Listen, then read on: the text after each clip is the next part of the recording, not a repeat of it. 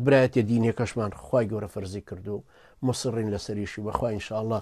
خی گەورە ڕەحمان پێ بکە سوورین لەسەر ئەو برایەتە دینە بە واقعی عملی ئەیسەلمێنین کە سینەمان فراوانەوە بەخوا کابرای ئەشکەوتی قسەمان پێ بڵێ و دیموکراسیەک قسەمان پێ بڵێ و مەدخەلیەک قسەمان پێ بڵێ و هەر کەسێکی گەردنیان خۆش و ئازاد خوا برا ئاور لە کەس نادەین و ئەهلی مزگەوتیش بە برای خۆمان نەزانین ئەهلی مزگەوتیش زانی غەڵەتیان چۆن ئارام قادری شەرەلی مزگەوتە بەڵام پێمان واکەوتۆتە کوفرێکی سەریح و زەقەوە ئەوەی تری سرۆفیەکە برامانە بەڵام کەوتۆتە شرکێکی زەقەوە هەر نەسیحەتی ئەویژەکەین تەزکیرە بەویژە دەین حەزەری ژەدەینکەوە خەڵک نەکەوێتە ئەویان یاوایان دیموکراسیەتی ئەوەندە پێچاکە یاوان مەدخەلیە و کابرا تاغوتەی پێوایە وەلی ئەمری مسلمانانەوە و عومەری کوڕ عەبدولعەزیز ئەوانە من ڕاستەکەینەوە ئینشاءالله على الأقل ئێمە خۆمان پێوەی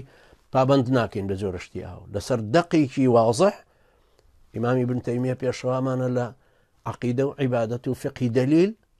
لە بنەماکانی ئوسوڵی ئیسلام سەید قوتبش ڕەحمەتی خوای لەبێ